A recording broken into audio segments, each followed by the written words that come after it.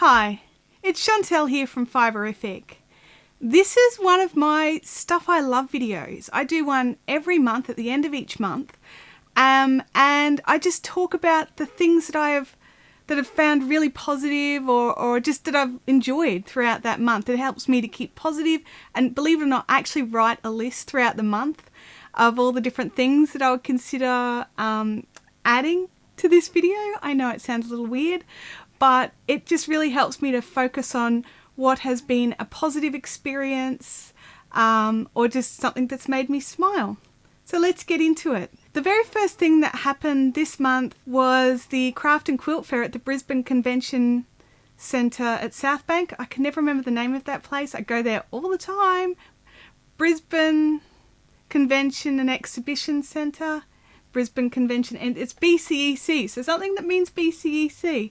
Anyway, I was at the Craft and Quilt Fair. Now, it was my very first go as being an exhibitor, and I have to say I had a really, really positive experience.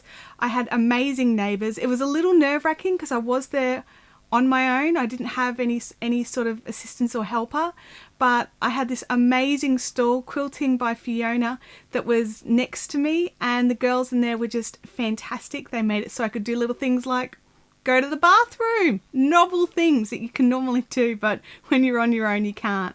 So I had some wonderful help from Quilting by Fiona. Yarn Glorious Yarn, Sue Wheeler looked after me so well, and also the staff from Expertise Events, which were just wonderful. I just had the best time. I met so many wonderful crafters that were just in my local area, so it was just a really wonderful experience. The most recent thing that's happened probably would be seeing Doctor Strange in 3D. Now that was an experience.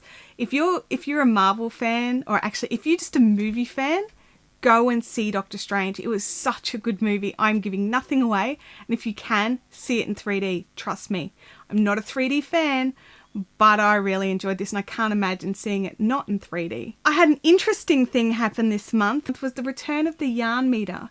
Now this was one of the items that walked from my stall at the Bendigo Sheep and Wool Show this year, and it had a little note in it, and it was very anonymous. I have no idea, but I'm just super grateful that it returned. Yeah, my favourite thing is not that it was taken, it was that someone actually took the effort to track me down and return it. And I mean, it was one of those things that it was kind of like one of the big negatives from that event, and so having the whole positive experience a few months later has actually been really nice. I have no idea of the story or the circumstances, but I am just glad that it's back. A friend of mine was talking about her favourite Sherry S. Tepper books. Now, I've only read one Sherry S. Tepper book. It was a book that I've had for such a long time. It's called Marianne, the Magus and the Manticore.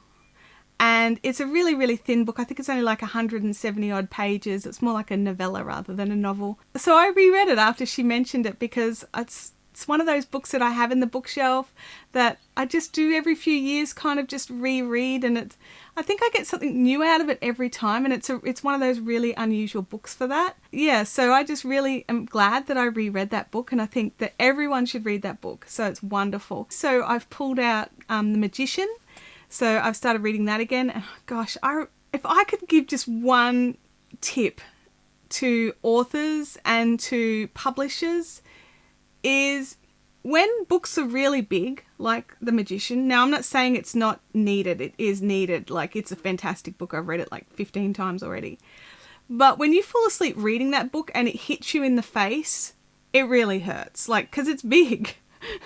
So, yeah, I do tend to read before I go to sleep. So the whole sit and read and it won't fall on your face thing, that's not going to work. So yeah, big books smash you in the face. A wonderful thing that I had happen, well, actually, it's come from a story that wasn't wonderful. Last week when I was filming, I had a lot of issues because there'd been a Windows 10 update over the weekend that affected my Surface Pro. Now, I connect my Surface Pro to my camera and use it as a monitor so that I can look at you and kind of just glance down there every now and again just to make sure that nothing has moved or the camera's tilted and everything's hinky or anything like that. And I've gotten really used to using it, rather than, doing this and looking to the side at the side monitor off my camera. I really got used to not needing to do that because I can see what's going on out of my peripheral. I got really frustrated last week. I had to go back to the hold, look over here, look over here, look over here thing. And I really was frustrated. And then I made like a silly error, which was I had my phone nearby when I was filming. It just made life a lot harder in editing because the microphone kept picking up these little noises. And so I had to, edit those out. And so it was a bit painful. So anyway, the whole experience of last week's edit was just a little bit not as enjoyable as it could have been. And so I had a bit of a Twitter spout about how much, the Windows 10 update botched my day kind of thing. And the staff from Canon Australia got back to me, like, quick.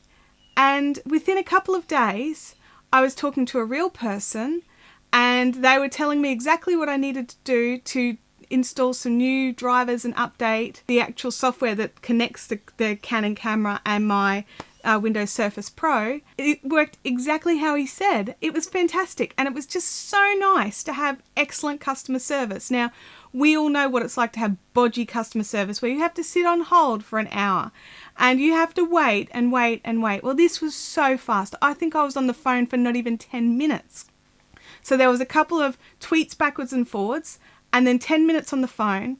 Then it took me a little while to download everything that needed to be downloaded. But once that was done, I was going. So thank you so much, Canon Australia, for being superheroes and fixing this problem, which was making me absolutely crazy. So I really appreciate you, Canon. Now, this is probably what you've all been waiting for. Dominique Trad is this amazing Australian knitwear designer. She has some wonderful patterns. Check her out on Ravelry. I'll put the link in down below. Some of you know that Dominique allowed me to pre-release Daenerys shawl at the Craft and Quilt Fair earlier in October. Now, Dominique has released the pattern on Ravelry as of Monday morning. Now it's available for everybody to go and get.